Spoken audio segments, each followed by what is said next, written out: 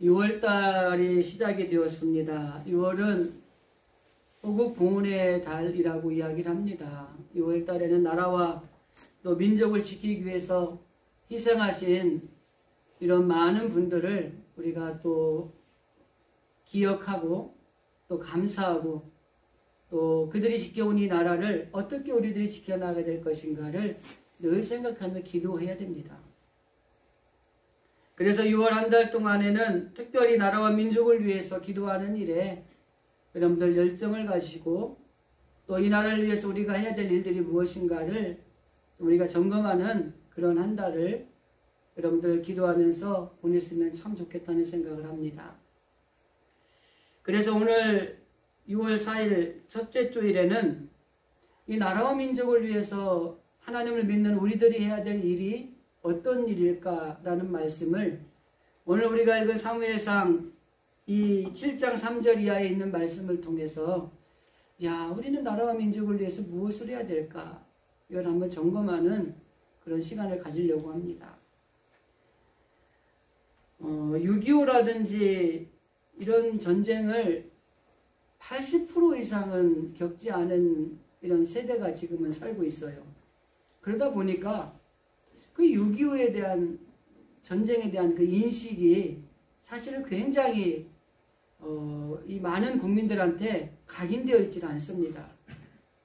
그 6.25를 겪은 그런 기생 세대들조차도 이제 오랜 시간이 흘러가니까 그런 기억들을 다 잊어버리고 살아가는 이런 현실이 되었다고 하는 것이죠.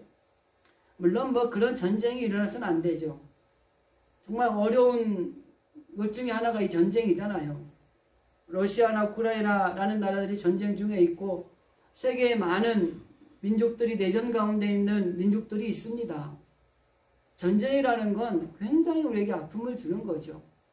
전쟁뿐만이 아니라 조그만 어려움만 있어도 힘든 것이 어떻게 우리들의 삶이라고 할 수 있는데 이런 일들이 일어나서는 안 되죠. 그러나 지금 이 시점에서 우리 하나님을 믿는 우리 그리스도인들이 나라와 민족을 위해서 해야 될 일들은 어떤 것인가를 좀 점검을 해보려고 하는 것입니다. 첫 번째로 생각해 볼 수 있는 것은 3절 말씀을 통해 생각해 볼 수 있습니다. 사무엘이 이스라엘 온 족속에게 일러 가로되 너희가 전심으로 여호와께 돌아오려거든 이라는 말이 있습니다. 이 나라와 이 민족을 위해서 지금 우리들이 해야 될 일은 전심으로 하나님 앞에 돌아오는 것입니다. 이것을 우리는 이야기할 때 회개라는 말로 신학적인 용어로 쓰기는 하지만 중요한 건 뭐냐면 하나님 앞에 돌아오는 민족이 되어질 때에 이 민족을 하나님께서 책임지신다고 하는 것입니다. 그래서 여기 이 민족이 살 길이 무엇이냐? 어느 한 사람의 회개, 어느 개인의 누구의 모든 것이 아니라 한 민족이 하나님께 돌아오는 일들이 있어야 된다는 것입니다. 이스라엘 모든 민족이 하나님 앞에 돌아와야 이스라엘의 회복이 일어날 수 있는 것처럼 이 하나님을 믿는 하나님의 백성들이 하나님께 돌아와서 하나님 앞에 기도할 때에 이 민족을 하나님께서 책임져 주시고 지켜주신다고 하는 것입니다.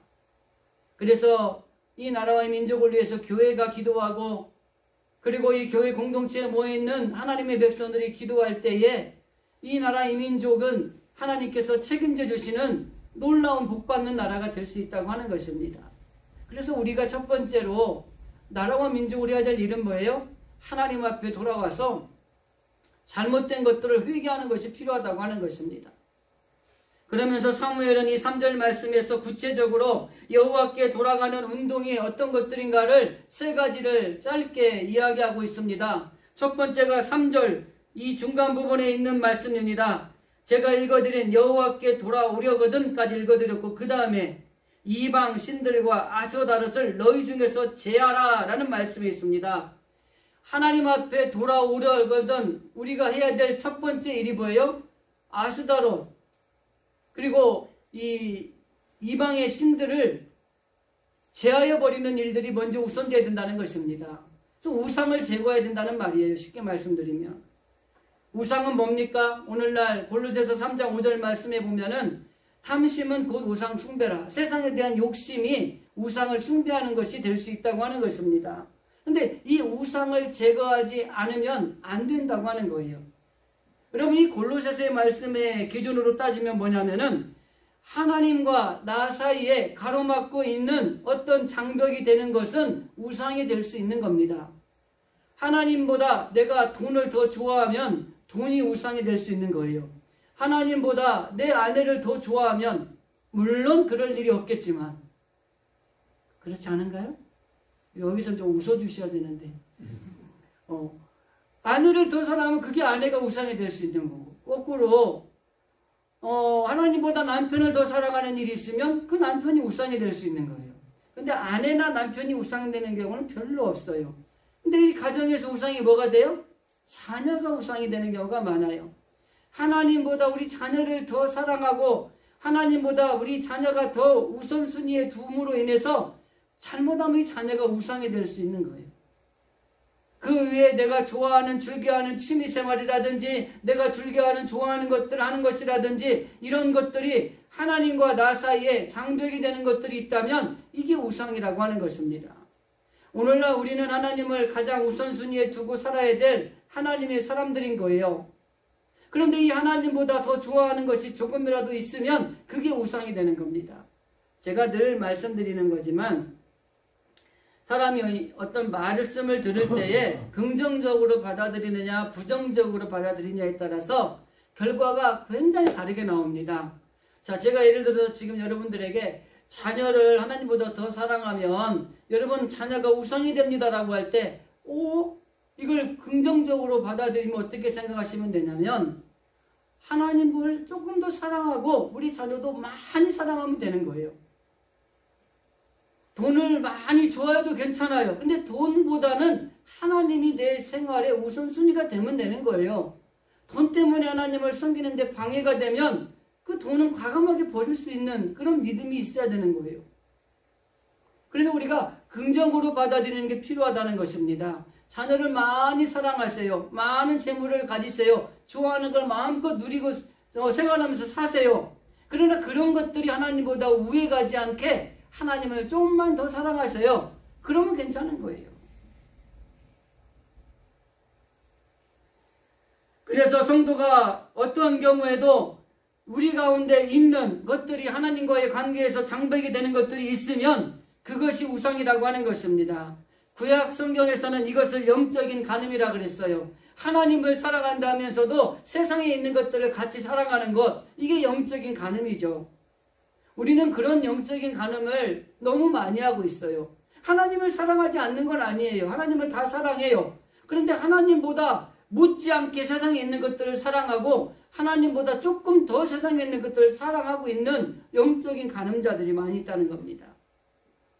제대로 된 하나님 앞에 우리가 신앙생활을 하기 위해서 필요한 건 우리가 영적인 간음을 하지 않고 하나님을 온전히 사랑하고 그 하나님보다 더 사랑하는 건 과감하게 제하여 버릴 수 있는 이런 신앙이 필요하다고 하는 것입니다. 그게 여호와께 돌아오는 신앙이라고 하는 것입니다. 두 번째는 그 뒤에 있는 말씀입니다. 3절 그 다음 말에 보면 너희의 마음을 여호와께로 향하라 라는 말씀이 있어요. 여기 향한다라는 말은 고정시킨다는 말입니다. 다른 말씀으로 들면 성도들이 살아가는 삶의 자리에서 여호와 하나님 앞에 초점을 맞추고 하나님께 시선을 두고 고정 두고 살아가야 된다는 거예요. 우리가 심리 말할 때 뭐죠? 우리는 주님을 따라가는 사람입니다 라고 얘기하잖아요. 주님을 따라가기 위해서 가장 필요한 게 뭔지 아세요? 그분에게 시선을 고정시키는 겁니다. 그래야지 거길 따라갈 수 있어요.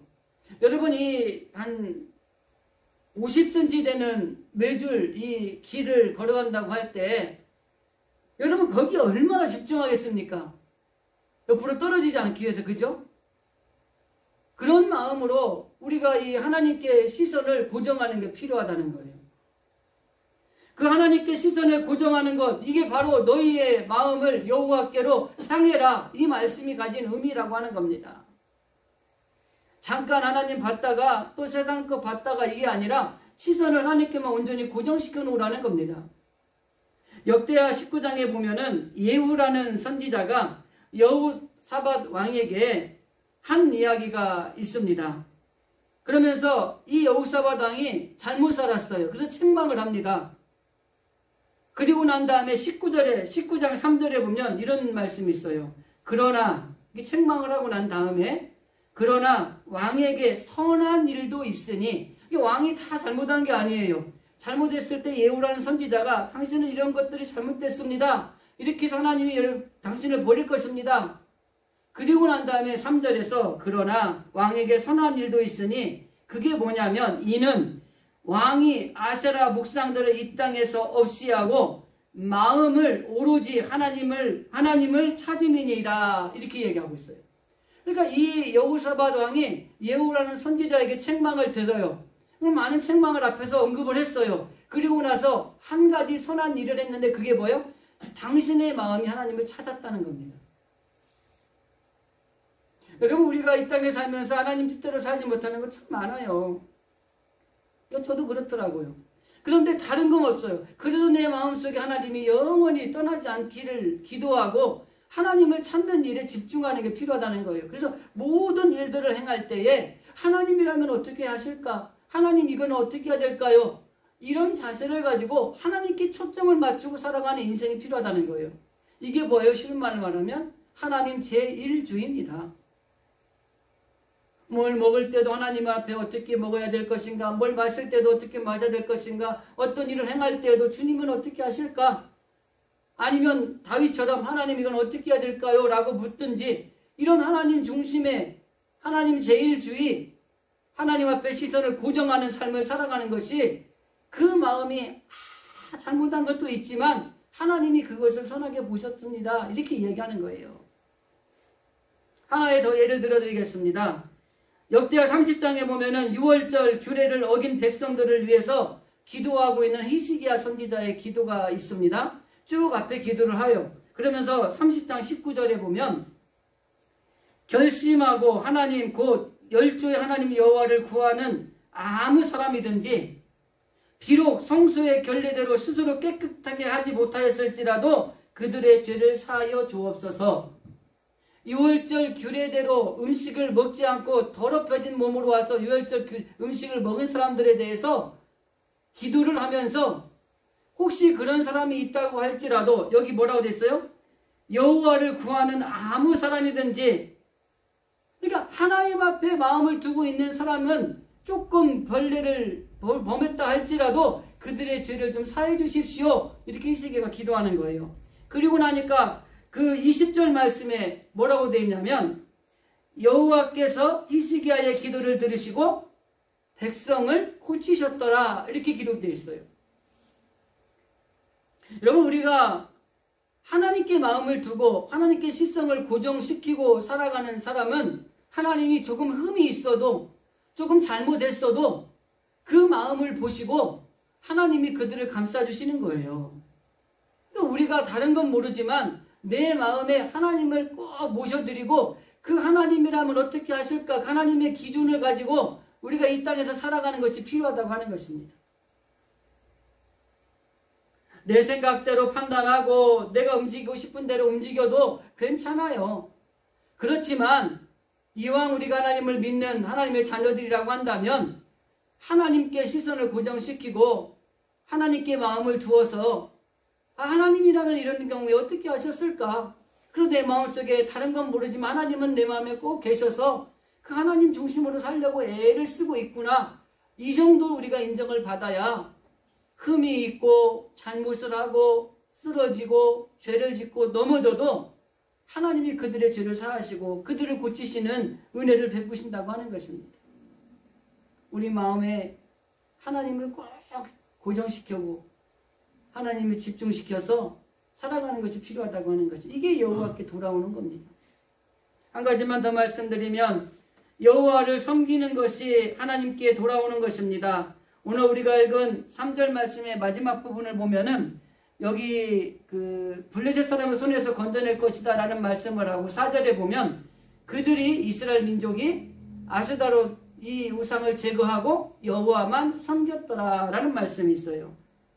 하나님 앞에 돌아온다는 말은 하나님만 섬기겠다고 하는 것입니다.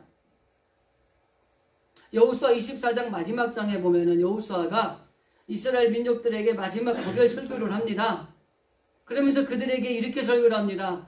여러분들이 지금 우리가 강 건너 오기 전에 저쪽에서 섬기던 이방 신들이든지 아니면 지금 강 건너 와서 여기 있는 이방 신을 섬기든지 알아서 하십시오. 그러나 나와 내 가정은 오직 여호와만 섬기겠습니다. 이렇게 이야기를 해요. 여러분, 우리가 하나님만 섬기겠다고 하는 이런 확고한 결단이 필요하다고 하는 것입니다. 그리고 나서 이 여호와만 섬기겠다고 하는 이런 자세를 가지고 여호와가 기도한다는 것입니다. 그래서 3절 마지막에 블레셋 사람이 너희의 그 손에서 너희를 건져줄 것이다. 이렇게 성경은 이야기를 하고 있어요. 그러니까 하나님만 섬기는 하나님의 백성은 하나님이 어떠한 어려움 속에서도 건져주시는 놀라운 은혜가 있다고 하는 것입니다. 블레셋이라는 나라가 쳐들어와서 어찌할 바를 몰라서 사무엘을 찾아와서 여러 백성들이 요청하는 거예요. 사무엘님, 기도 좀 해주세요. 저들이 쳐들어와서 우리가 죽게 되었는데 우리를 좀 살려달라고 하나님께 기도 좀 해주세요. 그렇게 이야기한 거예요. 그런데 아스다롯 우상을 제거하고 하나님께로 시선을 집중하고 그리고 하나님 앞에 온전히 주님을 섬기기로 결단을 했더니 하나님이 블레셋의 손에서 이스라엘 민족을 건져주셨다. 이게 3절의 말씀입니다. 여러분, 어려운 것들이 있습니까? 여러분, 힘든 일들을 마주하고 있는 것들이 있습니까? 그럴 때 우리 가운데 잘못된 것을 내어버리고 회개하고 오직 우리의 시선을 주님께 맞추고 내가 하나님만 섬기겠다고 하는 이런 결단의 믿음을 가지고 하나님 앞에 기도하면 우리들 앞에 닥쳐있는 문제는 다 해결되게 돼 있어요. 그 강력한 군대 블레셋이라는 나라가 이스라엘을 쳐들어와서 풍전등화 같은 위기에 있는데 그 위기를 하나님이 그들을 건져주셨다고 하는 것입니다. 그래서 우리가 이 나라의 민족을 위해 살 일은 우리가 하나님 앞에 돌아오는 하나님의 백성들이 되어야 된다고 하는 것입니다. 그걸로 두 번째는 그러면 우리가 이 나라 민족을 세야 될 일이 뭐냐? 5절 말씀에 보면 사무엘이 가로되 온 이스라엘은 미스바로 모이라 내가 너희를 위하여 여호와께 기도하리라. 뭐니 해도 하나님을 믿는 성도는요 기도하지 않고는 살 수가 없는 겁니다. 우상을 제거하고 하나님께 돌아온 다음에 두 번째로 해야 될 일이 뭐예요? 하나님 앞에 기도하는 겁니다. 지금 이스라엘 민족이 풍전등화 같은 블레셋이 쳐들어와서 죽게 된 거예요. 우리의 삶으로 표현으로 말하면 나에게 어려운 일이 너무 닥쳐서 내가 감당할 수 없는 일이 생긴 거예요. 그럴 때 뭘 해야 돼요? 미스바로 모여서 하나님 앞에 기도한다는 거예요. 기도하는 게 필요하다는 겁니다. 나라와 민족을 위해서 기도해야 돼요. 저도 정치적으로 마음에 안 들 때 정치가들 왜 저럴까? 경제인들 왜 저럴까? 왜 외교는 저렇게 해가지고 우리가 어렵게 만들까? 막 불평을 하는데 기도하지 않을 때가 많아요. 그런데 우리 믿는 사람들이 나라와 민족을 해야 될 일이 하나님 우리나라의 경제가 어렵습니다. 이 경제가 잘 나갈 수 있도록 기도해야 돼요. 외교가 정말 어려워지고 있습니다. 이 외교가 제대로 되도록 기도해야 돼요.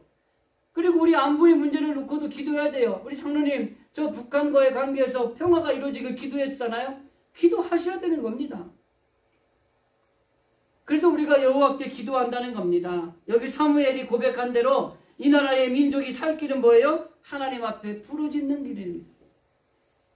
지금까지 우리나라 대한민국이 이렇게 놀라운 성장과 발전을 통해서 세계 10위 안에 들어가고 엄청난 잘 사는 나라가 되어지고 외국에 가서 사람들이 우리나라 아시아인들을 보면은 코리아인이라고 물어볼 정도로 우리나라가 세계적으로 위상이 높아진 이 모든 것은 하나님 앞에 우리 믿는 믿음의 선조들이 이 나라를 위해서 기도하고 무릎 꿇고 지금도 저기 구국기도회에 가면은 지금도 나라를 위해서 기도하는 우리 하나님의 백성들이 있기 때문에 이 나라가 이렇게 된 거예요.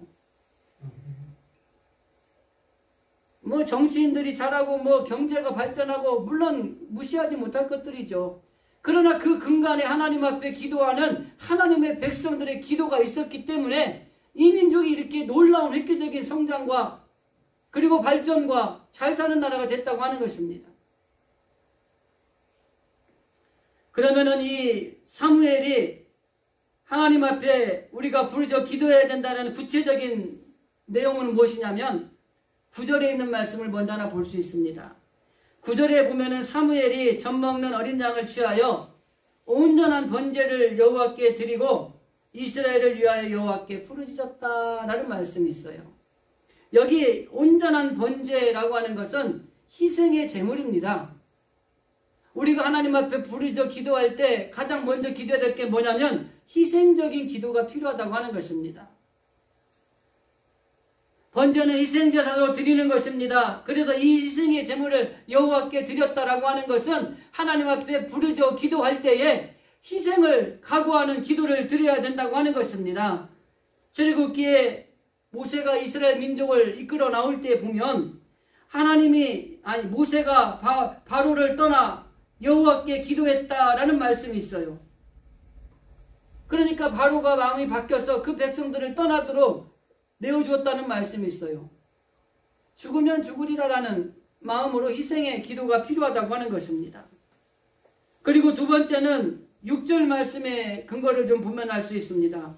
그들이 미스바에 모여 물을 부었다라는 표현이 있어요. 여기 물을 부었다라는 것은 온 백성과 그리고 이스라엘 자손들이 하나님 앞에 자기의 모든 걸 쏟아붓는 기도를 드렸다고 하는 것입니다. 우리 기도할 때 보면은 대충 하다가 안 되면은 그냥 말죠. 옛날 우리 믿음의 선조들이 기도할 때는요, 막 이 창자가 끊어지는 그런 아픔을 참고 기도하셨다는 표현들이 있죠. 기도원에 가서 막 통성으로 막 합심해서 기도할 때 보면은 막 기도를 하다 보면은 막 여기가 막 아플 때가 있어요. 그런 기도가 필요해요. 여러분, 결단의 기도가 필요하다고 하는 것입니다. 기도를 할 때는 온전히 우리가 어떤 경우에도 모든 것을 쏟아붓는 기도가 필요하다고 하는 것입니다.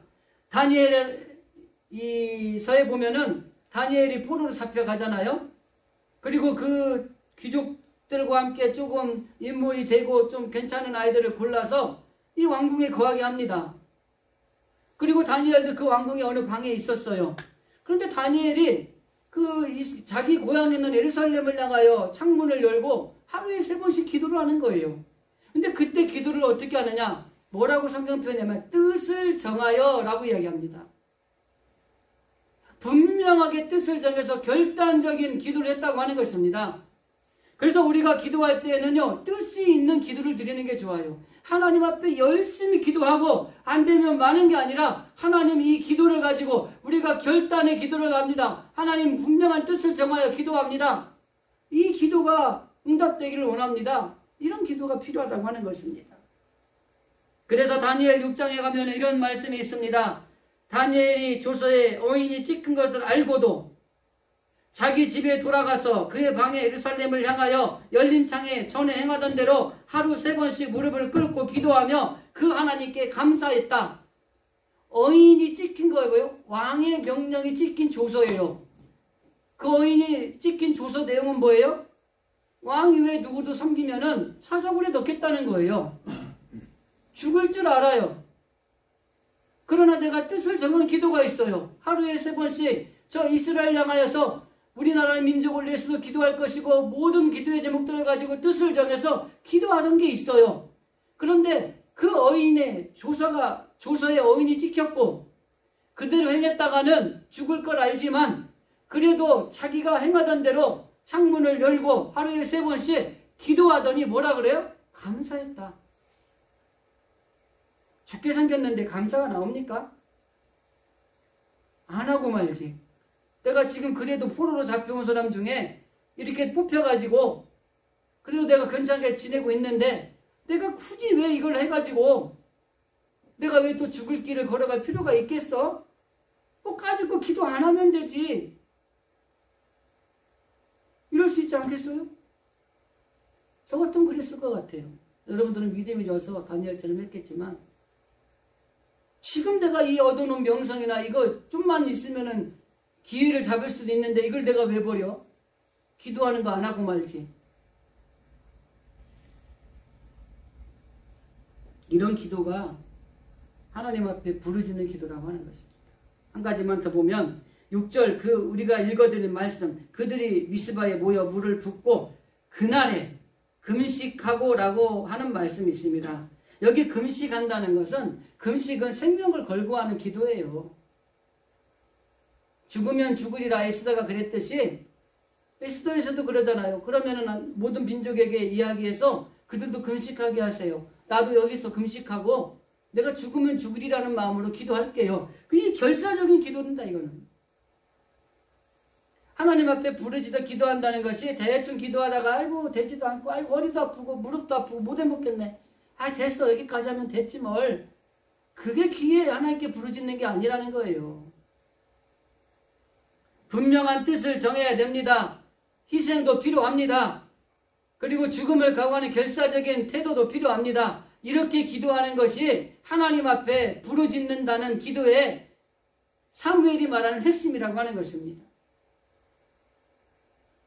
이 결사적인 기도가 여호와께 부르짖어 기도할 때 결과적으로 그 기도의 결과의 책임은 하나님이 지시는 거예요.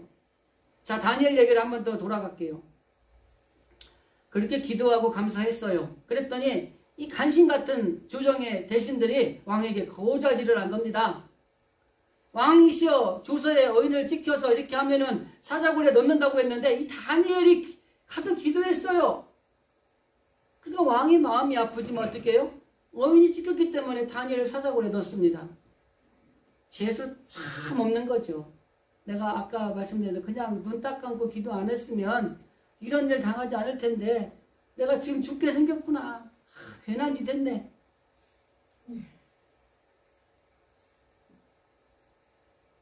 그 결과는 어떻습니까? 사자 그 굴이 들어갔을 때 결국 사자가 입도 뻥끗 못하게 만들잖아요. 하루가 지나고 왔는데 아무런 상한 데가 없잖아요. 하나님께 부르짖는 기도를 드릴 때에 하나님이 책임지는 거예요. 그래서 기도하다가 힘들다고 포기하거나 기도하다가 응답이 안 된다고 자꾸자기하지 마시고요. 이 여호와께 부르짖는다는 이 마음을 가지고 희생과 결단과 결사적인 이 마음을 가지고 기도하셔야 됩니다. 그를 위해서 기도하실 때도 그렇게 기도하셔야 되고요.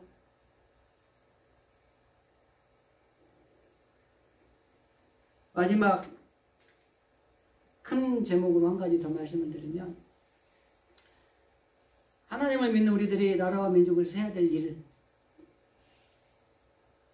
우리가 첫째는 여호와께 돌아와서 하나님 앞에 회개할 걸 회개해야 된다고 그랬고, 두 번째는 하나님 앞에 부르짖어 기도해야 된다고 그랬습니다. 자, 10절 말씀을 보면은 성경대로 그냥 좀 한번 읽어볼까요? 사무엘이 번제를 드릴 때에 블레셋 사람이 이스라엘과 싸우려고 가까이 오매 그날에 여호와께서 블레셋 사람에게 큰 우레를 발하여 그들을 어지럽게 하시니 그들이 이스라엘 앞에 패한지라. 이 10절의 말씀을 한마디로 이야기하면 하나님의 은혜로 전쟁에서 승리했다는 이야기입니다. 우리는 우리 안에 되어지는 모든 일들이 하나님의 은혜라는 것을 우리가 잊어버리면 안 돼요. 요즘에 제가 이렇게 행사 다녀보면은요, 이 은혜 가지고 축사, 권면, 설교 하는 목사님이 너무 많아졌어요. 왜 그런지 아세요? 송경민 목사가 부르는 은혜라는 찬양 들어보신 적 있나요? 그 찬양의 가사가 이 은혜를 은혜되게 만들어 버렸어요. 뭐 세상에 내가 살아온 것도 내가 숨을 쉬는 것도 쭉 이렇게 가사들이 있어요. 그리고 후렴에 가면은 모든 것이 은혜, 은혜, 은혜였소. 그러면서 그 마지막 부분에 뭐라고 되어 있냐면 당연한 것 하나도 없는 하나님의 은혜였다는 거죠. 그러니까 우리 삶에 잘 되는 것들이 있으면 당연한 게 아니고 그게 하나님의 은혜였기 때문에 이것이 가능했다라고 하는 고백의 찬송 가사예요. 그런데 그 찬양의 가사가 요즘에 막 히트치고 다녀요. 제가 얼마 전에 어느 교회 그 권면 축사하라 그래서 이걸 가지고 갔더니 설교하는 목사님이 이걸 다 해버린 거예요. 그래서 제가 아니 제가 건면 축사 준비해가지고 왔는데 설교하는 목사님이 다 해버리셔가지고 제가 할 게 없다고. 그래서 여러분 정말 축하드리고 여러분 잘 감당하시기 바랍니다. 그리고 끝! 그랬더니 막 웃으시는 거예요. 10초 됐는데. 그래서 제가 다시 제 할 거 다 했습니다. 은혜예요, 은혜. 이스라엘 민족이 풍전등화 같은 자리에 있을 때에 그들이 나가서 막 칼과 창을 들고 싸운 게 아니에요. 하나님 앞에 희생적인 우상을 제거하고 하나님 앞에 부르짖어 기도했더니 하나님이 이스라엘 그 쳐들어온 블레셋에 있는 적진에 우레를 내린 거예요. 뭐 천둥이 쳤는지 우박이 내렸는지 어떤 막 내린 거예요. 그리고 그들이 스스로 자멸된 거예요.